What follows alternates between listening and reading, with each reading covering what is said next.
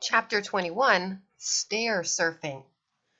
Boom stood in the entryway between the front door and the stairs that led to the second floor. Outside the door stood Daisy and her horde. At the top of the stairs stood Myrtle and Dr. Bunkle. Boom's head shot right, then left, then right again, like he was watching a tennis game. "Greet the guests," Halvor called from the kitchen. Myrtle gasped, holding out her fuzz-covered arms. "Oh no, I'm not ready." She ran into the bedroom and slammed the door. Dr. Bunkle clung tightly to the rail at the top of the stairs. "That's a long trek down," he muttered. "Might take me all afternoon. Should have packed a sack lunch." Daisy Mump pounded on the front door again. Boom couldn't let the little girls in and risk having them speak to Dr. Bunkle. The Brooms had enough problems without the entire neighborhood talking about fungus. That wouldn't go over well at school. Nurse Crud already picked through Boom's hair every other week, mistaking dandelion seeds for head lice. Didn't need to add a search for body fungus as well. He had to get the doctor out of the house before the party began. Boom ran up the stairs and took the doctor's elbow. "Whoa there, Nellie. Give an old man some room to navigate these confounded stairs. This is like descending Mount Everest." Suddenly, Boom had a great idea. Well, maybe not a great idea. Not like Mr. Franklin decided to fly a kite in an electrical storm, or Dr. Fleming decided to turn mold into medicine. But it was an idea that, if implemented, would solve an immediate problem. "You can go faster if you bump down the stairs on your bottom," he suggested. Dr. Bunkle twisted his neck and peered at Boom. "Young man, whatever do you mean?" "Like this." Boom bumped his way down and reached the last step in less than 2 seconds. "Go on, give it a try. It's fun." Of course, there was the possibility that the doctor would break into a million pieces, but Boom was willing to risk it to keep Halvor and the party guests and all the neighbors from finding out about Myrtle's ick. "Hey, we're here!" Daisy Mump yelled. "The wind is messing up our hair." "Boom, get to the door," Halvor ordered from the kitchen. Boom ran up the stairs and demonstrated again. "Come on, Dr. Bunkle." Excuse me. "It's fun, really it is." Dr. Bunkle chuckled. "Why, yes, I should like to try that." With such much shifting and bending and groaning, Boom helped the old doctor into a seated position. Boom gave a gentle push to get things going. Bump, bump. "Oh," the doctor said. Bump, bump. My word! The descent was steady, though still slower than Boom had anticipated. The stairs vibrated as Daisy and her groupies threw their bodies against the door. They had turned themselves into a patent leather battering ram. Boom slid down the stairs and opened the front door just enough to stick out his head.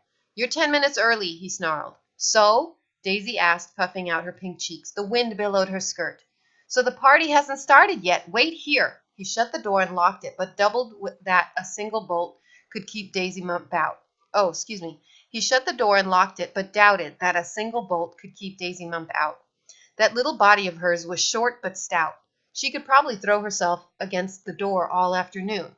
Dr. Bunkle was only about 1/3 of the way down. Bump, bump. "Oh, my spine." Bump, bump. "Oh, my gallbladder." "Good job," Boom said, cupping his hands around his mouth like a megaphone. "Almost there. Go, Dr. Bunkle, go." The scent of mud tickled Boom's nostrils. He looked up to find that the Merbaby sat at the top of the stairs. She had managed to get out of the bathroom. He started to wave at the creature. "Get back, get back." But the baby wasn't about to take orders from Boom. She peered down at him and smiled most evilly. Boom kept waving. "Go," he said, "go." "Don't hurry me, young man," the doctor said as Boom jumped up and down, waving wildly. "Go back to the bathroom," Boom cried, but the baby still did not obey. "I don't need to use the bathroom," the doctor said. Bump, bump. "After all this impact, I may never be able to use the bathroom again." Bump, bump. Boom didn't know what to do. Daisy kept hurling herself like a cannonball against the door, and the hinges had begun to groan under the impact. That old door couldn't hold out much longer. The baby swung her blue-green tail around and sat at the edge of the top stair. Then, with a little push, she slid down the stairs like a professional surfer, swimming over the top of each step like the wind skims over a roof. It was a beautiful sight to behold. Fortunately, Dr. Bunkle was too busy bumping to notice. "Wow," Boom said when the baby landed at his feet. She flapped her tail and snorted happily. Then she snatched the fish kebab from Boom's pocket. After consuming the greasy meal, she pointed the sharp kebab stick at him. Was she going to stab him? Poke him to death right in the middle of the day? Boom held his breath, waiting for the baby to make the next move. To his relief, she simply stuck the stick back into his pocket. The ground shuddered as Daisy rammed the door. Let us in! Boom! Halvor called out. Boom needed to get that baby back upstairs. She seemed to be in a good mood after stair surfing, so he reached forward to pick her up. She growled at him. Okay, okay, he said, taking a step back. It had occurred to Boom that if the baby could make a banana tree sprout from the bathroom floor, she could also make one sprout from a person's head. I won't touch you, he assured her, but you've got to get back upstairs. Upstairs? The doctor asked with alarm. No, not you, doctor. You need to come downstairs. Confounded, confusing. Bump, bump. The merbaby began to make her way back up the stairs, pulling herself with her green hands right past the doctor, who twisted his neck and peered at her. That's the strangest iguana I've ever seen, Dr. Bunkle commented as the baby flopped past. In my day, we didn't have exotic pets. We put slugs in jars, and when they shriveled up, we threw them in the trash. Bump, bump. Oh, my kidneys. Bump, bump. Lord have mercy.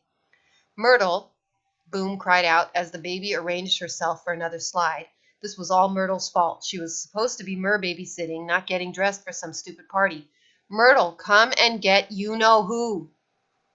Down came the merbaby again, laughing as she slid past the doctor, laughing as she slid right across the floor and crashed into the front door.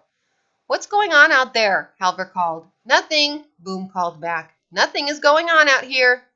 Let it be known that that particular lie was one of the greatest lies to ever come out of the mouth of a 12-year-old. Nothing requires very little thought when an apple soars through someone's window, or a kid blows a bubble on Principal Prune Wallop's playground. Nothing comes easily in common 12-year-old situations. But when a merbaby is sliding down the stairs, nothing takes a great deal of self-control. Some assistance, if you please, Dr. Bunkle requested, having made it to the last step. With much twisting and snapping and groaning, Boom helped the doctor to his feet and pulled him toward the back door. Will you be coming back with the medicine? Boom asked, or will you give us a prescription? Dr. Bunkle, looking more than a bit disheveled, pulled a lollipop from his jacket pocket. This is all the medicine your sister needs. Tangy tangerine. Surely he was joking. Surely he understood the extent of Myrtle's condition.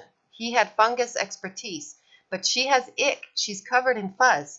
There's no such thing as ick, young man. School glue and shredded cotton, that's what she's used this time. Such a delightful child. It will all wash off when she takes a bath, though it might clog the plumbing.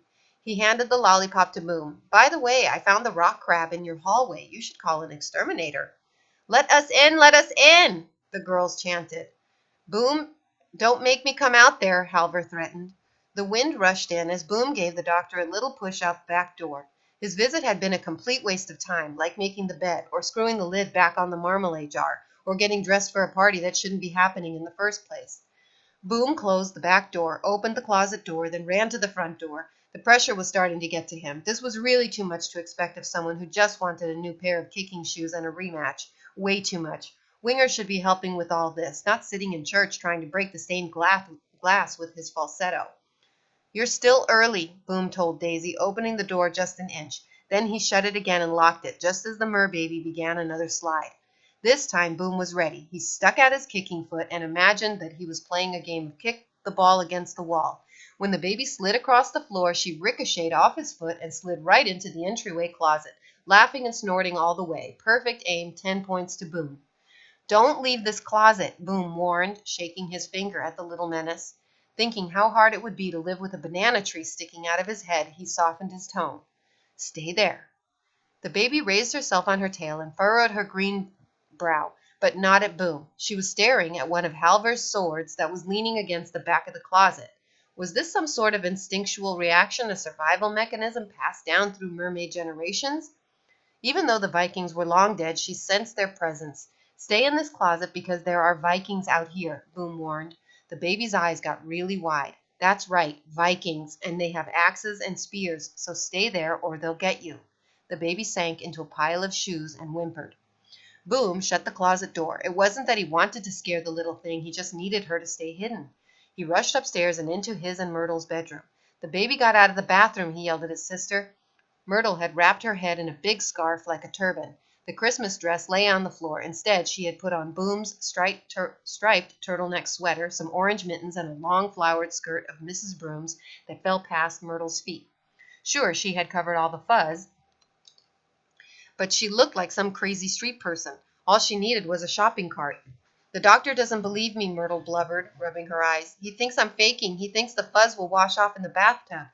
This is just like The Boy Who Cried Wolf, Boom said, shaking his head. Didn't you ever read that story? Myrtle didn't answer. There's a moral to that story, Myrtle. You should have paid attention to the moral. That's why they make us read those stupid stories. You've messed things up real good. Me? She pointed the magnifying glass at his face. How have I messed things up? You're the one who found the merbaby. Yeah, but if you had let me sell it like I wanted to, then none of this would be happening and we'd be rich and building my new arena. Boy, did he feel mad. If he had had a big vein in his forehead, then it would have most certainly been bulging. How can you be so mean to me? I love the merbaby. She's the only thing that makes me feel happy. Happy? Hello, it made you sick. She didn't do that on purpose, and why do you keep calling her an it? That's very insulting, Boom. Maybe that's why she doesn't like you. Myrtle began to pull socks onto her fuzzy feet. Well, maybe I don't like it either. Ever thought of that? Maybe I don't care if it likes me or not. She needs us, Boom. She's all alone, just like me. That was about the last straw. What do you mean you're all alone? Boom asked, feeling insulted. He tried to mimic his sister's voice. Poor me, poor little Myrtle. I'm so sad and sick. I can't leave the house because it's horrid and scary out there. I can't leave the house because I'm stupid enough to believe that the goldfish bowl shook from another round of Daisy's pounding. Boom's anger got the best of him.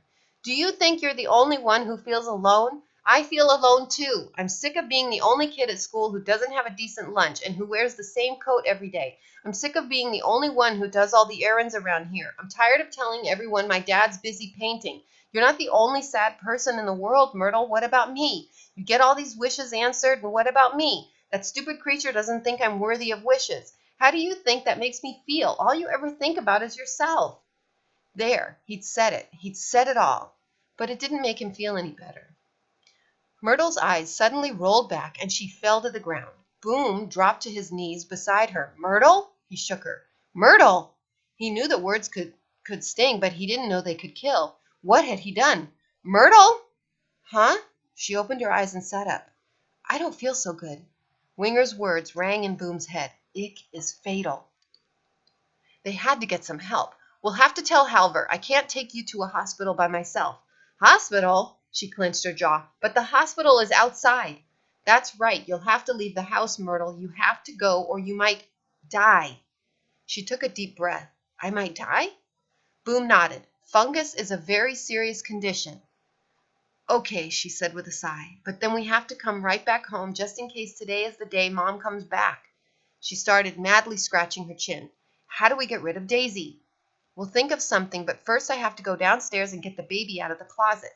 But when he got downstairs, Halver was standing outside the closet door, about to hang up the party guests' coats. End of chapter 21.